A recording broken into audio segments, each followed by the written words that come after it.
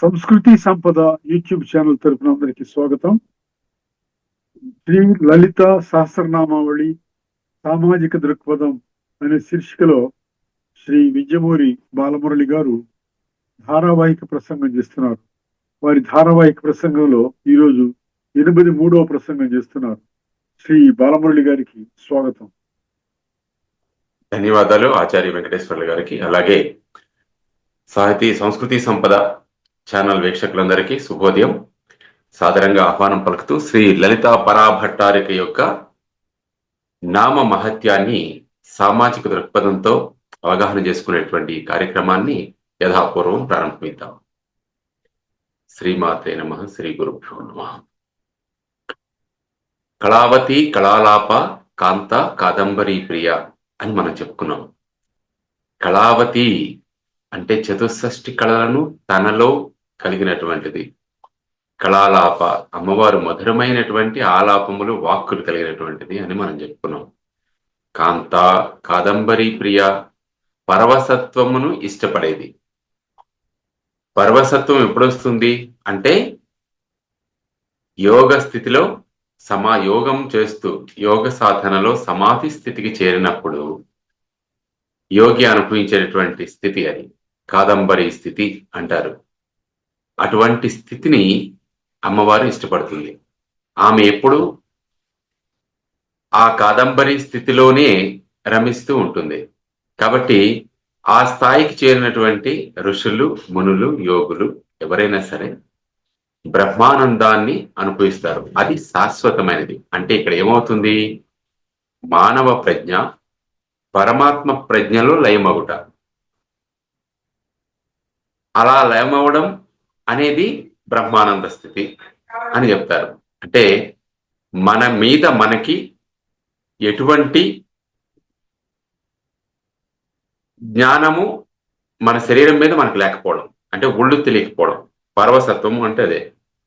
అంటే బాహ్య పరిస్థితుల అవగాహన లేదా స్పృహ మనకి ఉండని స్థితి అన్నమాట. అంటే చుట్టూ ఉన్నటువంటి పరిసరాలని మనం మర్చిపోయేటటువంటి అంతటి గొప్ప ఆనంద స్థితి. మనకప్పుడు ఏ ఇంద్రియాలు పనిచేయని స్థితి అన్నమాట. ఇంద్రియాలు పనిచేయవు. శరీరం మీద మనకి ఎటువంటి స్పృహ ఉండదన్నమాట. అంటే శరీరాన్ని మరచి మనస్సులో తాదాత్మ్యమై ఉన్నత స్థితికి చేరేటువంటి ఆనంద స్థితి అన్నమాట. సో అటువంటి స్థితిని మనం కాదంబరి స్థితి అంటాం. అందువల్ల వరద అటువంటి బ్రహ్మానంద స్థితిని ఇష్టపడేటటువంటి తల్లికి ఎవరైతే అటువంటి బ్రహ్మానందాన్ని కోరుతూ ఆమెను ఆశ్రయిస్తారో వారంటే చాలా ఇష్టం. కాబట్టి అటువంటి వారు అంటే ప్రియా ఇష్టపడేది అని కూడా మనం అర్థం చెప్పుకోవచ్చు. అటువంటి వారికి వరద, వారు కోరినటువంటి వరములను ఇచ్చేది అని సామాన్య అర్థం. ఇక్కడ వరములనిచ్చేది అనేటువంటిది కొంచెం విశ్లేషణగా మనం చూస్తే, పరిశీలనగా కానీ గమనించినట్లయితే, మనకి పనికి వచ్చే వాటిని కోరడం ఒకటి, ఏది పనికి వస్తుందో అదే కోరడం ఒకటి.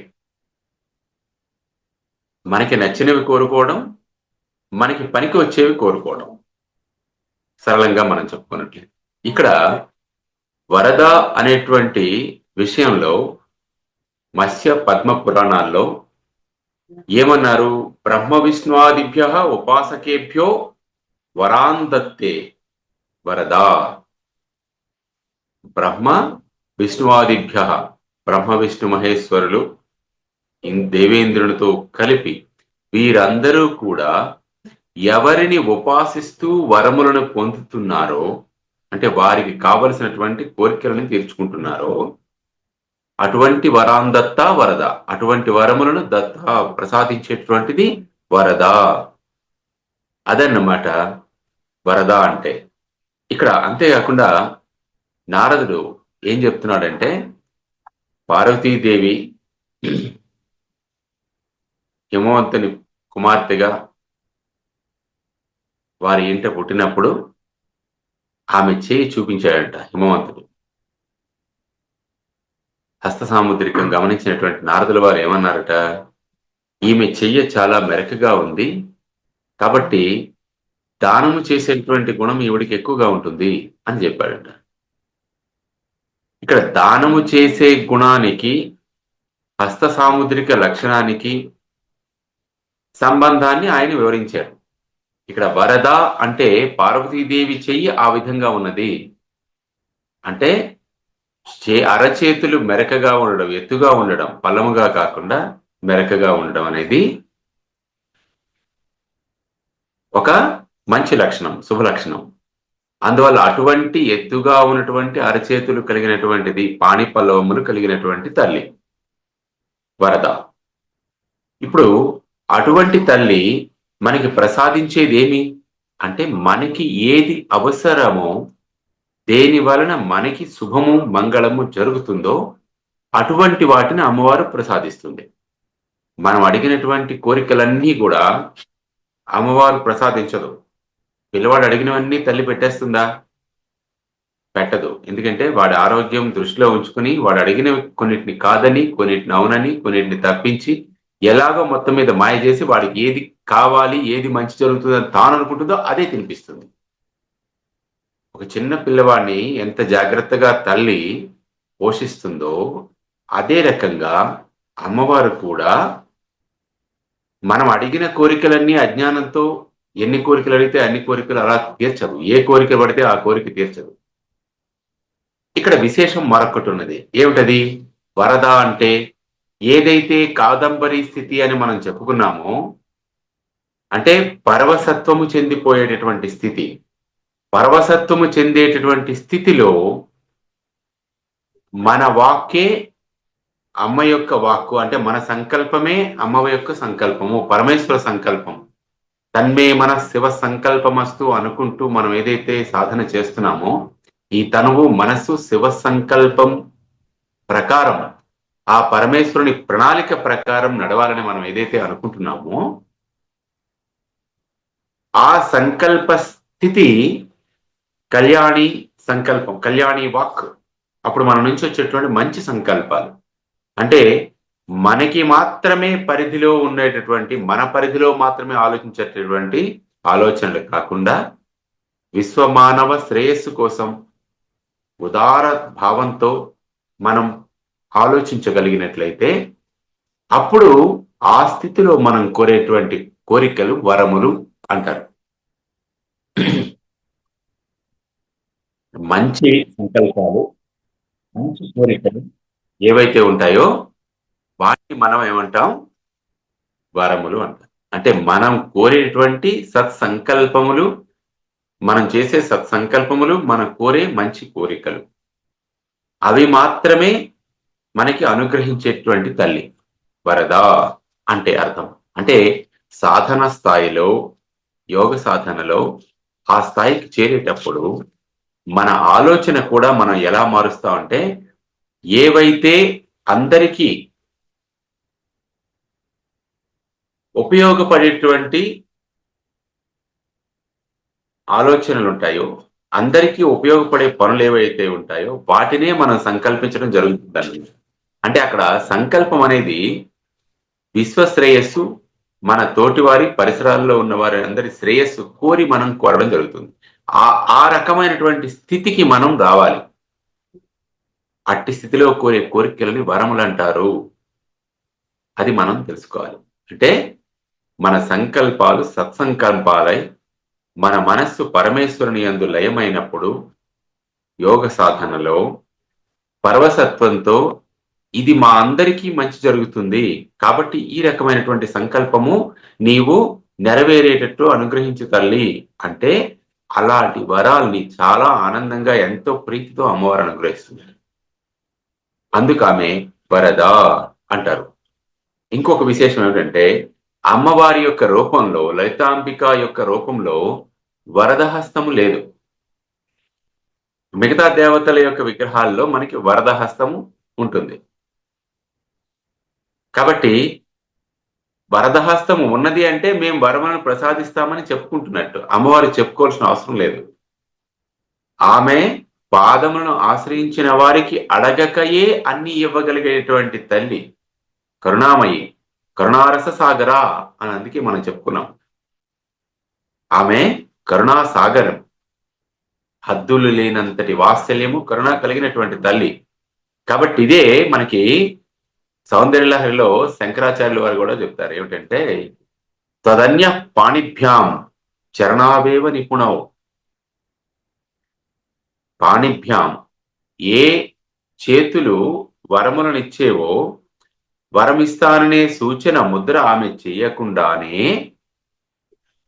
తన చరణములను ఆశ్రయించినటువంటి భక్తులకి, వారికి మేలు చేకూర్చేటువంటి అన్నీ సమకూర్చేటువంటి తల్లి అన్నమాట. అడగందే అమ్మైనా పెట్టదు అంటారు. అది మానవ కాంతలకి సంబంధించిందేమో గాని ఆ జగన్మాతకి సంబంధించిన విషయం మాత్రం కాదు. ఆమె అడగకపోయినా సరే పెడుతుంది. ఎందుకు? ఆమెకి మన కడుపు ఆకలేంటో తెలుసు కనుక. మనలోనే ఉంటూ మన బాధని, అనుగ్రహాన్ని, మన ఆగ్రహాన్ని, మన నిగ్రహాన్ని అనుక్షణం వీక్షిస్తూ ఉండేటువంటిది. ఎందుకు? చంద్ర సూర్యాగ్ని నేత్రవు. ఆమె నేత్రములే చంద్ర సూర్యులు. ఈ వ్యక్త ప్రపంచంలో మనం ఏం చేస్తున్నాం అనేది నిరంతరం ఆమె పర్యవేక్షణలో ఉంటుంది. ఎక్కడ మనం తప్పించుకొని ప్రవర్తించగలం? శకుంతల అదే అంటుంది దుష్యంతుడితో. ఎవరూ చూడలేదు, గాంధర్వ వివాహం చేసుకున్నాను కాబట్టి ఈమె నా భార్య కాదని నువ్వు అనేసినా సరిపోతుంది అనుకున్నావేమో గాని, చంద్రసూర్యులు, అగ్ని, ఈ పంచభూతాలు ఇవన్నీ సాక్షిగా ఉన్నాయి కదా, వాటికి ఏం సమాధానం చెప్తావు అని అడుగుతుంది. భరతుని తీసుకుని శకుంతల దుష్యంతుని ఆస్థానానికి వెళ్ళినప్పుడు. కాబట్టి ఇవన్నీ కూడా సాక్షిభూతాలై మన ప్రవర్తనని నిరంతరం పర్యవేక్షిస్తున్నప్పుడు అమ్మకి తెలియని విషయాలు ఏముంటాయి? అంతేకాదు, చంద్ర సూర్యులు అమ్మవారికి చెవికమ్మలుగా భాషిస్తున్నారు అని కూడా మనం చెప్పుకున్నాం. నేత్రములు చంద్ర సూర్యులుగా ఉన్నాయి. చంద్ర సూర్యులు అమ్మవారికి కుండలములుగా భాషిస్తున్నారని చెప్పుకున్నాం. అంటే ఏమిటర్థం? అమ్మవారి చెవి వద్ద ఉండి చంద్రుడు సూర్యుడు కూడా నిరంతరము మన ప్రవర్తన గురించి, మన తాలూకా వ్యవహారాల గురించి ఊసగుచ్చినట్టు అప్పచెప్తూ ఉంటారనమాట. మరి ఇంకెక్కడ దాగుంటాం? దొంగతనంగా నేను ఇది చేసేస్తున్నాను అనుకుంటే జరిగే పని కాదు కదా. అది అసలైనటువంటి జ్ఞానం అంటే. ఎరుక కలిగి ఉండుట అంటారు దాన్ని పెద్దలు. ఎరుక కలిగి ఉండుట అంటే అర్థం ఏమిటంటే, ఈ శరీరము ఏమిటి, మనం చేస్తున్న పని ఏమిటి, మనం ఏకాంతంలో ఉన్నా, ఎంతమందిలో ఉన్నా ఒకే విధమైనటువంటి ప్రవర్తనని మనం వ్యక్తీకరిస్తూ మనని మనం నియంత్రించుకునే స్థితి ఎవరికైతే ఉంటుందో వారికి అమ్మవారు వరద. వారు కోరిన సంకల్పాలన్నీ అమ్మవారు నెరవేరుస్తుంది. కాబట్టి అటువంటి వరద అయినటువంటి అమ్మవారు యజ్ఞయాగాదుల్లో ఋత్విక్కులకు, బ్రాహ్మణులకు దక్షిణలు, సంభావనలు యజమాని ఇస్తాడు. అయితే ఆ యజమాని రూపంలో వరదక్షిణ ఇచ్చే అమ్మవారిని వరద అంటారు. యజ్ఞయాగాలు చేసేటప్పుడు యజ్ఞం చేసేటువంటి యజమాని ఉంటాడు కదండి, యజ్ఞకర్త. ఆయన దాన ధర్మాలు చేస్తారు కదా. అటువంటి దాన ధర్మాలు చేసేటటువంటి యజమాని రూపంలో అమ్మవారు ఉండి వరద ఇచ్చేటటువంటి తల్లి, మనకి ప్రసాదించేటటువంటి తల్లి. కాబట్టి యజ్ఞకర్త అంటే యజ్ఞము నిర్వహించేటటువంటి ఆ యజమాని రూపంలో అమ్మవారు ఉంటుంది. అంటే అత్యంత పవిత్రమైనటువంటి వ్యక్తిగా ఆ యజ్ఞం చేసేటువంటి వ్యక్తి ఉంటాడనమాట. అతన్నే సోమయాజి అంటారు.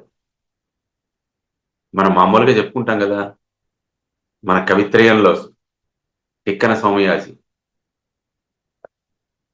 తిక్కన యజ్ఞము చేసి సోమయాజి అయ్యను అంటారు. అంటే యజ్ఞము చేసిన వాడు సోమరసపానము చేసి తనని తాను అంతర్బహిశుద్ధి ఏర్పరచుకొని తనని తాను సర్వస్వం పరమేశ్వరమయం చేసుకుని తన సంకల్పం పరమేశ్వర సంకల్పంగా రూపొందించుకోగలిగినటువంటి వ్యక్తి మహాపురుషుడు ఎవరైతే ఉంటారో వాళ్ళు ఉదార చారిత్రులు. అటువంటి ఉదార చరిత్రులకే ఉదార చారితానాంతు వసుధైక కుటుంబకం అంటారు. వారికి నా భార్య నా పిల్లలు అనేటటువంటిది కాదు ఈ వసుధ. ఈ జగత్తంతా వారి యొక్క సంతానమే అని వారు భావిస్తారు. ఇది ఎవరి భావన? సాక్షాత్ శ్రీమాత యొక్క, జగన్మాత యొక్క భావన, జగజ్జనని అయినటువంటి అమ్మ భావన. అంటే ఏమైంది?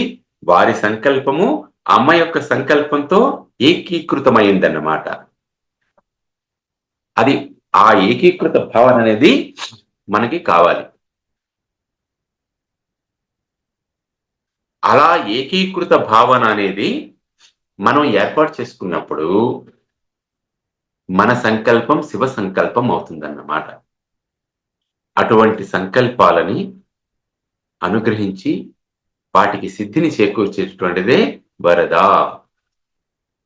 ఇక్కడ మళ్ళీ ఇన్ని లక్షణాలు మనం అమ్మవారి లక్షణాలు చెప్పుకుంటూ ఉన్నా మధ్య మధ్యలో వసిన్యాది వాగ్దేవతలు అమ్మవారి యొక్క రూపాన్ని మనకు స్ఫురింపజేస్తూ ఉంటారు.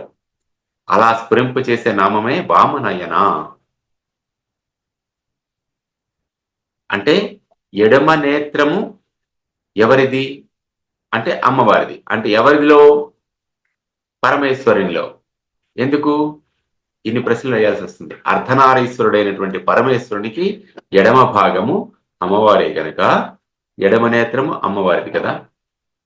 అంతేకాదు వామనయన అంటే అందమైనటువంటి నేత్రములు కలిగినటువంటిది అని కూడా అర్థం చెప్పుకోవచ్చు.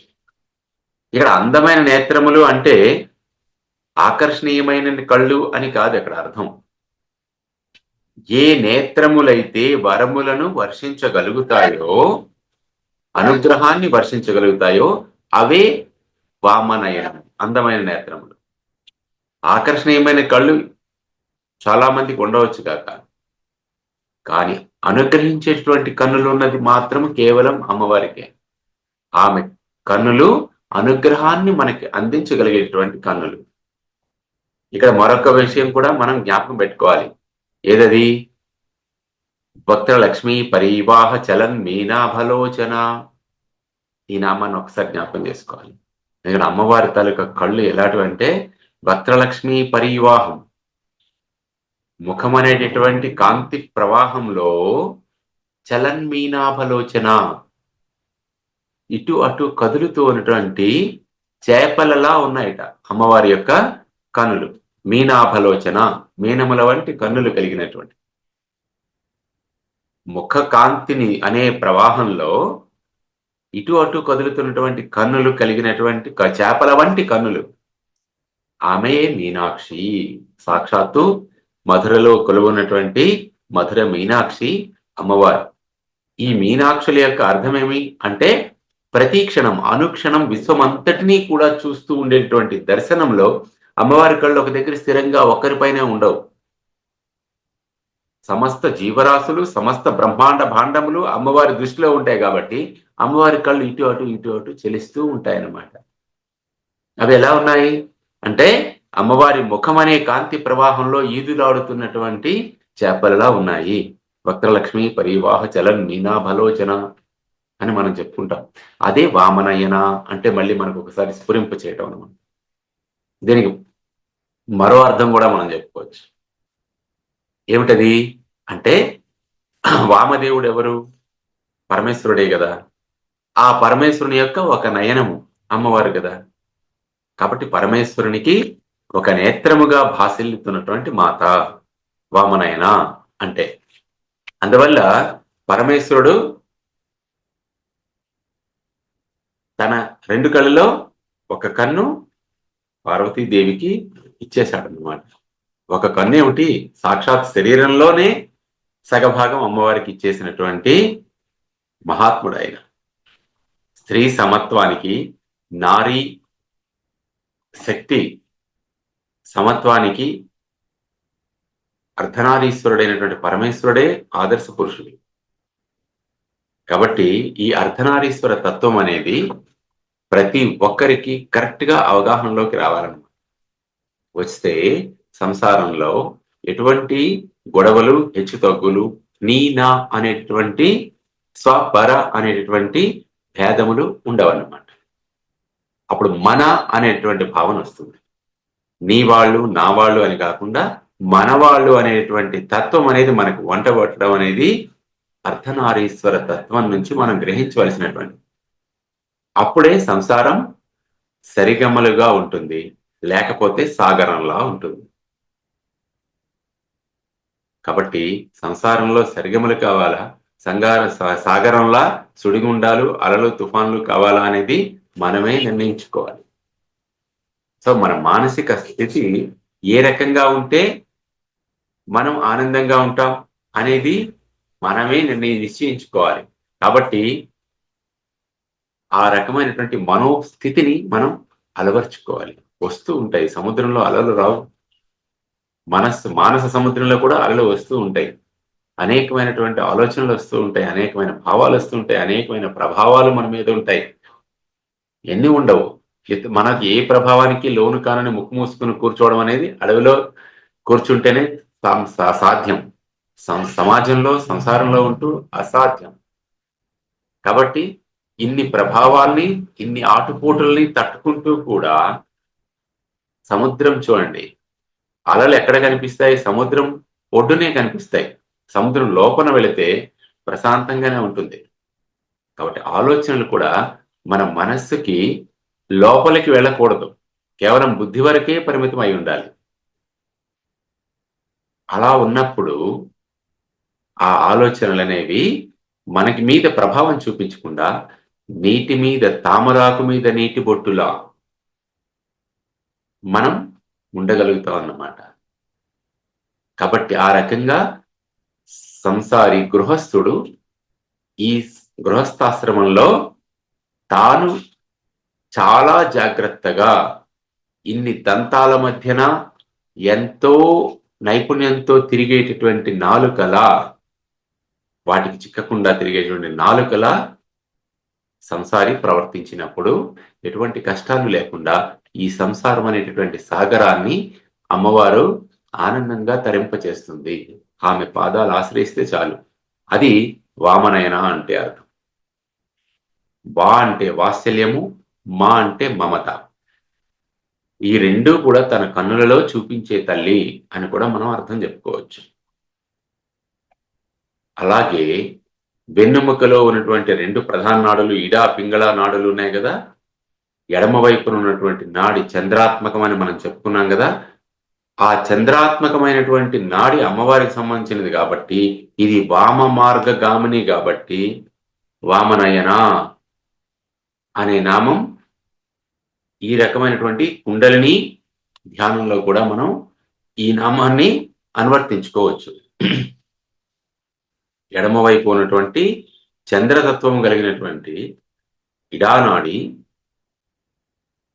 ద్వారా అమ్మవారి యొక్క ప్రయాణం ఇడా పింగళ సుషుమ్న మార్గంలో కుండలిని శక్తి జాగృతమై ప్రయాణం చేస్తున్నప్పుడు అక్కడ ఎడమవైపు ఉన్నటువంటి చంద్రాత్మకమైన నాడి వామనయన, ఆ నాడికి అధిష్టాన దేవత, దాని నుంచి నడిపించేది, మన ప్రజ్ఞాశక్తి నడిపించేది అమ్మవారు.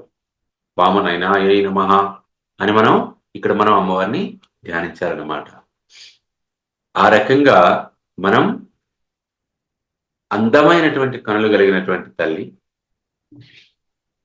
మనకి అనురాగాన్ని, వాత్సల్యాన్ని అందించేటువంటి తల్లి, పరమేశ్వరుని యొక్క వామనేత్రమైనటువంటి తల్లి, ఇన్ని అర్థాలు మనం చెప్పుకుంటూ, అటువంటి తల్లి ఎలాంటిది అంటే వారుణీ మదమిఫల. ఇది కూడా మళ్ళీ కాంతా, కాదంబరి, ప్రియ మళ్ళీ మనం ఒకసారి జ్ఞాపకం చేసుకోవాల్సి ఉంటుంది. వారుణి వరుణ సంబంధమైన, మద అంటే పరవసత్వానికి చెందినటువంటిది. మద ద్రవ అనే ఒక పదం మనం చెప్పుకున్నాం. ఇక్కడ మద అనేటువంటి పదాన్ని పరవసత్వానికి మనం అర్థంగా చెప్పుకోవాలి. దానికి పర్యాయవాచక శబ్దం అన్నమాట. పరవసత్వము అనగా యోగ సాధనలో బ్రహ్మానంద స్థితి, అది పరవసత్వము. అంటే స్వవసత్వము లేక పరవశత్వము చెందుట. తన మీద తాను వశము లేకుండా, తన శరీరం మీద తనకి ఎటువంటి స్పృహ లేకుండా పరమేశ్వరునిలో రమించుట. పరమేశ్వర తత్వం అంటే ఆత్మ ప్రజ్ఞ, పరమాత్మ ప్రజ్ఞలో లీనమైనటువంటి స్థితి. దానినే మనం ఏమన్నాం? కాదంబరి స్థితి అన్నాం. కాబట్టి ఇక్కడ పేర్లు వేరు, కానీ అన్నిట్లోని మనకి సూచనప్రాయంగా తెలియజేస్తున్నటువంటి అర్థం, లక్ష్యం ఒకటే. ఏమిటది అంటే మనలో మనము పరమాత్మని ఏ విధంగా దర్శించాలి. నీలో ఉన్న దేవుణ్ణి నువ్వు గుర్తించు, ఇతరులలో ఉన్నటువంటి దేవుణ్ణి గుర్తించే అర్హతని పొందుతావు. వారిలో ఉన్న దేవుణ్ణి కూడా గుర్తించగలిగినప్పుడు ఈ ప్రపంచమే నీ కుటుంబం అవుతుంది. అప్పుడు ఈర్ష్య ద్వేషాలు ఉండవు, కక్షలు కార్పణ్యాలు ఉండవు, స్వార్థం పరార్థం ఉండదు, అన్యాయాలు అక్రమాలు దౌర్జన్యాలు చేయడాలు ఉండవు. కాబట్టి ఈ రకమైనటువంటి తత్వాన్ని మనకి బోధించేదే ఆ పరమేశ్వరి తత్వము, లలితాదేవి తత్వం. కాబట్టి అమ్మ దృష్టిలో అందరూ సమానులే. నీలో పరమేశ్వరి పరమేశ్వరుడు ఉన్నారని నీవనుకుంటున్నప్పుడు, ఆత్మవత్ సర్వభూతాని, పరమేశ్వరుడు ఆత్మరూపంలో ప్రతి ఒక్క జీవరాశిలోని ఉన్నాడని నీవు అనుకున్నప్పుడు, ఎదుటవాడు నీకు శత్రువు ఎలా అయ్యాడు? నీకు నువ్వు శత్రువువా? ఈ ప్రశ్న వేసుకోవాలి. మనకి మనం శత్రువులం కాదు కదా, కాలేం కదా. అందువలన అంతా మనవాళ్లే, అంతా మన మిత్రులే, శత్రులెవరు లేరులే. మాస్టర్ గారు రాసినటువంటి ఈ పాట మనకి సర్వదా ఆచరణీయం. అంతే కదా, అంతా మన మిత్రులే, శత్రువులు మనకెవరూ ఉండక్కర్లేదు, లేరు. శత్రువులు ఉన్నారు అనుకోవడమే అజ్ఞానం. రావణాసుడు అహంకారంలో కూడా ఇదే మాట అంటాడు. పాం తుధిక్ కులపాంసనం అని విభీషణుని చెయ్యి, నీవు కులనాశకుడివి అని విమర్శిస్తూ ఏమంటాడంటే, నాకు ధిక్కారో హేయమేవ యదరయ అంటాడు. నాకు ధిక్కారం, నా మీద నాకే అసహ్యం వేస్తోంది. నాకు స్వయంగా శత్రువులు ఉన్నారని భావించటం ఎంత అహంకారం. మనకి శత్రువులు లేరనుకోవడం అనేది సాత్వికం. నాకు శత్రువులు ఉన్నారని నేను భావించడమే నాకు అవమానకరం అంటాడు. ధిక్కారో హేమేవ యదరయ అంటాడు. నాకు కూడా శత్రువులు ఉన్నారా అంటే, నేను ఇంతటి బలవంతుణ్ణి, ఇంతటి శక్తివంతుణ్ణి, ఇంతటి గొప్పవాణ్ణి, నన్ను శత్రువుగా భావించే ధైర్యం ఎవరికి వచ్చింది? అదనమాట గర్వానికి పరాకాష్ట. అంతటి పరమేశ్వరుని యొక్క భక్తుడై ఉండి కూడా త్రిగుణాత్మకమైనటువంటి, త్రిగుణ అతీతుడైనటువంటి పరమేశ్వర తత్వాన్ని గ్రహించలేక తాను అహంకరించినప్పుడు ఆ పరమేశ్వరి అటువంటి వాడికి ఏం చేస్తుంది మనకు తెలుసు.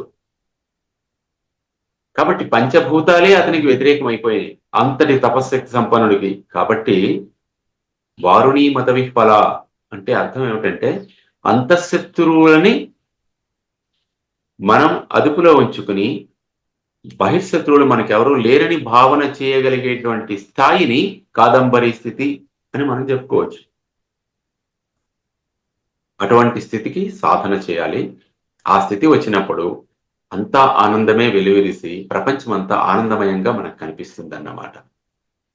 శ్రీమాత్రే నమః. స్వస్తి. శ్రీ గురుభ్యో నమః. శ్రీ లలిత సహస్రనామావళి సామాజిక దృక్పథం అంశంలో ధారావాహిక ప్రసంగం చేసిన శ్రీ వింజమూరి బాలమురళి గారికి ధన్యవాదాలు. ధన్యవాదాలు మాస్టర్.